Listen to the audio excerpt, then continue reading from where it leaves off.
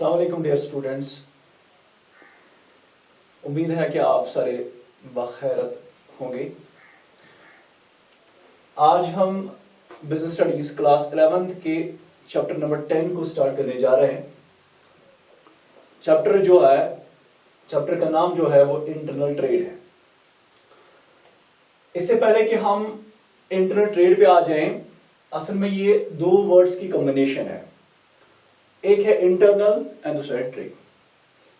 अगर हम इनकी लिटरल मीनिंग को देखेंगे हमें इसका टॉपिक समझ में आ जाएगा।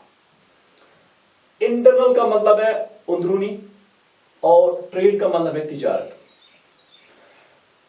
यानी जब तिजारत हो जाएगा with in the domestic territory of a country, जब एक कंट्री के बाउंड्री के अंदर अंदर, यानी अपनी कंट्री के बाहर हम नहीं जाएंगे ट्रेड करने में, तो उस ट्रेड को हम कहते हैं इंटरनल ट्रेड। अब लेट्स सी, थोड़ा सा इसका एक्सप्लेनेशन में देखेंगे। ट्रेड होता है exchange of goods and services.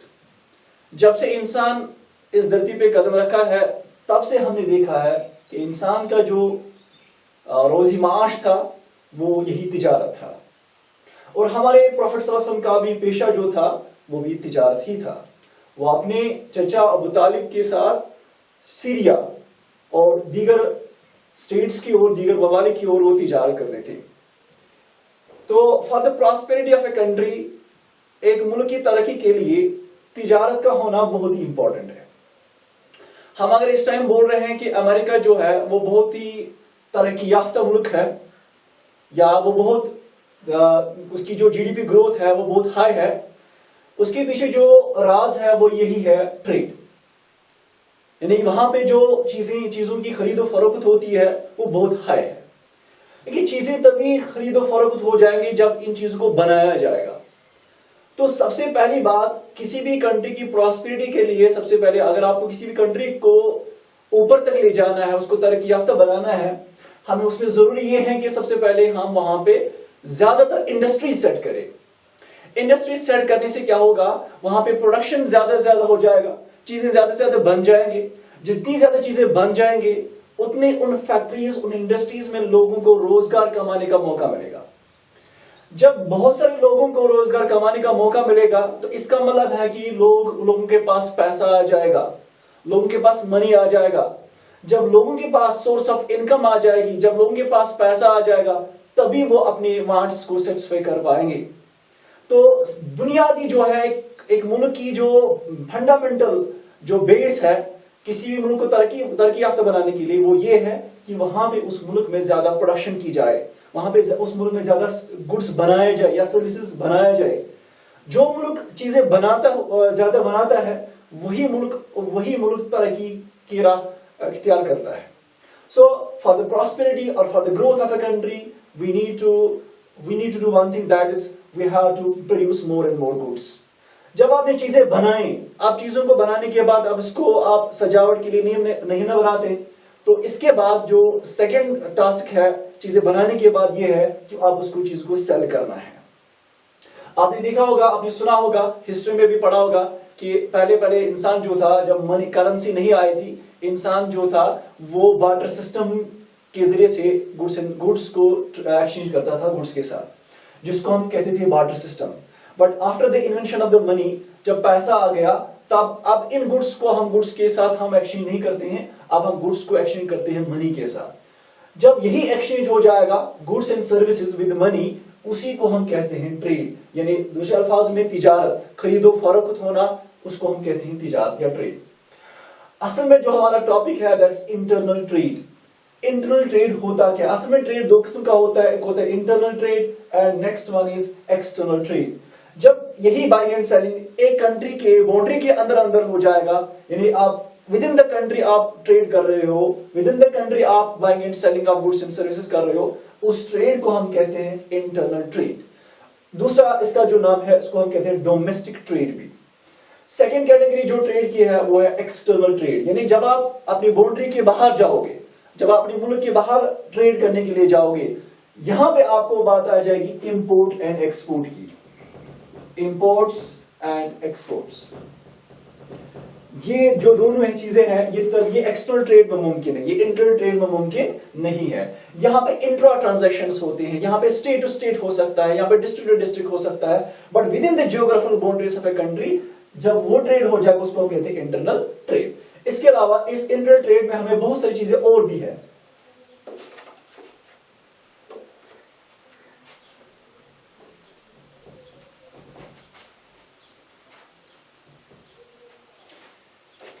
Internal trade में हमें तो सबसे पहले हमने यही सीखा कि इंटरनल ट्रेड में इंटरनल ट्रेड वो ट्रेड होता है जब buying and selling with in the domestic territory of a country हो जाएगा, उसको हम कहते हैं इंटरनल ट्रेड।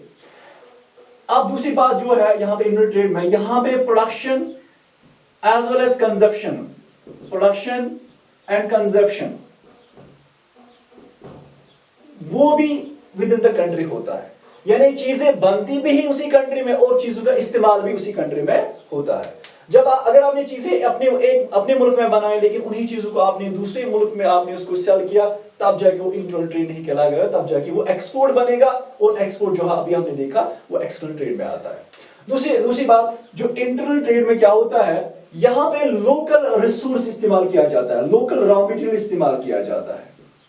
यानी चीजें बनाने के लिए जो मटेरियल का इस्तेमाल करना पड़ता है वो आप किसी दूसरे कंट्री से नहीं लाते हो, बल्कि अपने ही कंट्री के अक्सर जो अपने ही कंट्री में जो आपको मटेरियल अवेलेबल होता है उसी मटेरियल का इस्तेमाल करके आप चीजें बनाते हो।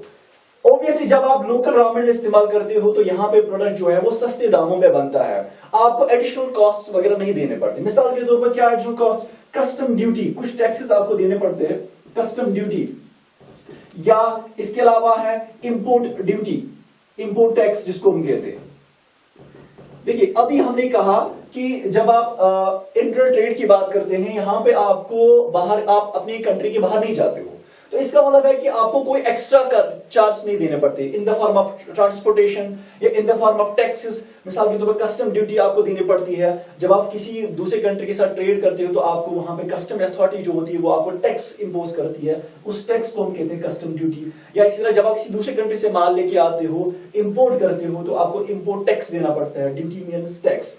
सो ये सब चीजें, ये जो खर्चे हैं ना, ये आपको बच जाते हैं जब with in the boundaries of a country जब आप ट्रेड करते हो, बाइंग एंड सेलिंग करते हो, वहां पे आपको ये जो एक्स्ट्रा खर्चात है ये आपको बच जाते हैं। इन दो चीजों की वजूहत की वजह से आपको क्या होता है, आपका जो प्रोडक्ट होता है ना वो बहुत सस्ते दामों में बनता है और उसको मार्केट में बेच पाना आसान हो जाता है एक मार्केटर के लिए। अब बात करेंगे जो इंटरनल ट्रेड है, ये हमने समझा कि इंटरनल ट्रेड एक ऐसा ट्रेड होता है जब आप खरीदो फरोख्त करते हो, जब आप exchange of goods and services करते हो with in the domestic trade off the country, उसको कहते हैं इंटरनल ट्रेड। अब इस ट्रेड में हमें कुल मिला के दो ट्रेड्स आते हैं इस इंटरनल ट्रेड में। एक हमें आता है होलसेल ट्रेड एंड दूसरा आता है हमें retail trade. Wholesale trade and retail trade. देखिए असल में जो होलसेल ट्रेड है या जो रिटेल ट्रेड है, तो सबसे पहले क्या है, ये इंटरनल ट्रेड के टाइप्स है। होलसेलर आपने देखा होगा, आप इस बात से बखूबी वाकिफ होंगे, होलसेलर जो होता है ये बल्क क्वांटिटीज में गुड्स खरीदता है मैन्युफैक्चरर से, फिर उनको स्मॉल क्वांटिटीज में बेचता है, किनको, रिटेलर को। देखिए क्या होता है, होलसेलर जो है ये लिंक बिटवीन होता है, लिंक बिटवीन किस के दरमियान, मैन्युफैक्चरर एंड रिटेलर के दरमियान एक लिंक होता है। जो होलसेलर होता है ये बल्क क्वांटिटीज में माल खरीदता है, ह्यूज क्वांटिटीज में माल खरीदता है, किससे खरीदता है, मैन्युफैक्चरर से। जब ये माल ह्यूज क्वांटिटीज में खरीदता है फिर उनको स्मॉल क्वांटिटीज में छोटे छोटे आम दुकानदारों को बेचता है, अपना मुनाफा ऐड करता है। या कभी कभार जो जो होलसेलर जो होता है वो चीजें तो खरीदता है, फिर उसके बाद जो उसकी पैकिंग वगैरह होती है वो खुद वो अंजाम देता है। तो इन सच सिचुएशन जो होलसेलर जो होता है ये ना सिर्फ माल खरीदता है बल्कि उसको वैल्यू भी ऐड करता है। मान लीजिए होलसेलर ने 10 रुपए में प्रोडक्ट खरीदा है मैन्युफैक्चरर से, अब ऑब्वियसली बात यह है कि 10 रुपए में तो ये बेचेगा नहीं, अब ये क्या करेगा, इस पे ये कुछ एडिशनल चार्जेस रखेगा इन the form of profit. Suppose अगर इसको कुछ पैकिंग करना पड़ेगा, सपोज इसको 2 रुपए का पैकिंग का खर्चा बन गया, तो 12 रुपए में उसको असल में प्रोडक्ट तैयार हो गया।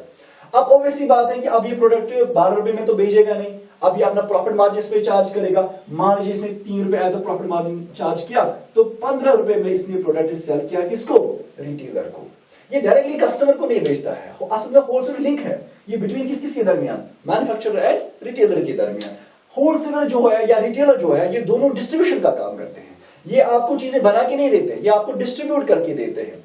असल में ये दोनों है फंक्शंस ऑफ द कॉमर्स। अगर आपने पहला टॉपिक पढ़ा होगा बिजनेस स्टडीज का, वहां पे हमने देखा वो सारी फंक्शंस जो आपको ट्रेड करने में मदद करेंगे उसको हम कहते हैं कॉमर्स। सो ये जो होलसेलर होता है, ये जो रिटेलर होता है, ये आपको डिस्ट्रीब्यूशन का काम करके देता है। ये कॉमर्स के फंक्शंस आपको, कॉमर्स के फंक्शंस को हेल्प करता है।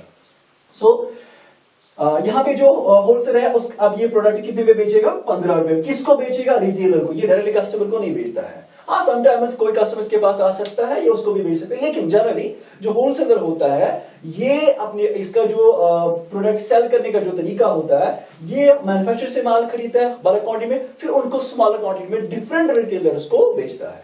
सो इसलिए हमने कहा it's a link between manufacturer and retailer. और इसके अलावा जो होलसेलर जो होता है ये बहुत सारे फैसिलिटीज प्रोवाइड करता है मैन्युफैक्चरर को। मिसाल के तौर पर ये स्टोरेज फैसिलिटी प्रोवाइड करता है। मैन्युफैक्चरर ने माल बनाया, अब मैन्युफैक्चरर ये कहता है कि अब मैंने माल बनाया, अब इसको मैं कहां पे रखूं? अब होलसेलर इसको कहता है कि ठीक है भाई, आपने माल खरीदा, माल बनाया, जितने आपने प्रोडक्ट्स बनाए आप मेरे को दीजिए, मेरे को वेयर हाउसिंग फैसिलिटी है, मेरे को गोदाम है, मेरे को गोडाउन है, आप मुझे माल दीजिए, मैं उसको अपने पास रखता हूं और आप टेंशन फ्री रहे। तो इस तरह से ये इसको भी सर्विस प्रोवाइड करता है। या इसके अलावा मैन्युफैक्चरर जब माल बनाता है उसको अब डर लगता है कि मेरा जो प्रोडक्ट जो है ये खराब भी हो सकता है, इसको धूप की वजह से खराब हो सकता है, रेन की वजह से खराब हो सकता है, या इसका एक्सपायरी डेट हो सकता है। होलसेलर इसको कहता है कि नहीं, आपको टेंशन लेने की जरूरत नहीं है, आपको ये सारे खर्चा उठाने की जरूरत नहीं है, आप मेरे को ये माल दीजिए, मैं अपने होलसेलर अपनी गोदाम में रखूंगा, ये मेरी जिम्मेदारी है, मैं आपको ये प्रोडक्ट बेच के दूंगा। इसके अलावा जो प्रॉब्लम आ जाती है sometimes, he face the problem of lack of adequate finance. अब यहाँ पे जो होलसेलर ट्रेडर होता है, होलसेलर जो होता है, वो अपने इस मैन्युफैक्चरर को कहता है कि ये लीजिए आपका, ये मैं आपको पैसा दे देता हूं, ये आपको पैसा है, आपको पैसों की जरूरत है, ये आप लीजिए पैसे, आप इन पैसों से माल बनाए, तो आप मुझे माल दीजिए। तो इस तरह से ये हेल्प करता है, सब फाइनेंशियल असिस्टेंस प्रोवाइड करता है किसको? मैन्युफैक्चरर को। ठीक है बात, ये हो गई होलसेलर की बात। अब बात करते हैं हम रिटेलर की। रिटेलर से अब खुद इसे जान सकोगे, जो रिटेलर जो होता है, असल में रिटेलर जो है ये लिंक बिटवीन है किसके दरमियान? शाबाश, ये एक लिंक बिटवीन है, between wholesaler and customers. Wholesaler and customers, ये एक लिंक मेंटेन करता है होलसेलर और कस्टमर्स के बीच में। इसका मतलब ये है कि जो रिटेलर है ये भी खुद चीजें नहीं बनाता है, ये पहले माल खरीद के लाता है होलसेलर से, फिर ये भी मतलब ह्यूज क्वांटिटी में खरीदता है, लेकिन जितना होलसेलर में जिस क्वांटिटी में खरीदा उस क्वांटिटी में ये रिटेलर नहीं खरीदता है। हाँ, ये as per the needs and requirements, जहां जितना उसको अपनी दुकान में दिन में माल बिक पाता है उस अकॉर्डिंगली वो माल खरीदता है होलसेलर से। फिर वो क्या करता है, उसी माल को वो एक एक करके इंडिविजुअल कस्टमर्स को जो उसके पास आता है उनको एक एक करके बेचता है।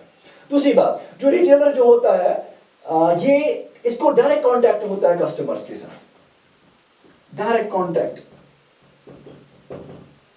With customers. यानी अगर कोई सजेशन होगी कस्टमर्स को, कोई कंप्लेंट होगी या कोई सजेशन होगी कस्टमर्स को, प्रोडक्ट में कोई प्रॉब्लम लगेगी, तो वो सबसे पहले किसको बोलते हैं? रिटेलर को बोलते हैं। जी भाईजान, हमें इस प्रोडक्ट में ऐसा प्रॉब्लम नजर आ रही है, इसका प्राइस ज्यादा है, इसकी क्वालिटी अच्छी नहीं है, या इसमें और कुछ प्रॉब्लम्स है। तो रिटेलर के पास डायरेक्ट ये सजेशंस, ये कंप्लेंट्स, ये ओपिनियंस, हर एक किस्म की जो उसके पास कंप्लेंट्स हो, सजेशंस हो, ओपिनियन हो, वो इस रिटेलर के पास आ जाती है। जब रिटेलर ये सब चीजें सुन के ये पास ऑन करता है किसको? होलसेलर को। होलसेलर जब ये सुनता है, ये ग्रीवेंसेस, ये ओपिनियंस, ये सजेशंस, फिर वही ग्रीवेंस ये पास ऑन करता है मैन्युफैक्चरर को, और मैन्युफैक्चरर फिर अकॉर्डिंगली अपने प्रोडक्ट में चेंज लाता है, और अल्टीमेटली एक कस्टमर को फिर अगेन नेक्स्ट टाइम एक बेहतर प्रोडक्ट आता है जिससे वो अपनी नीड को सेटिस्फाई कराएगा।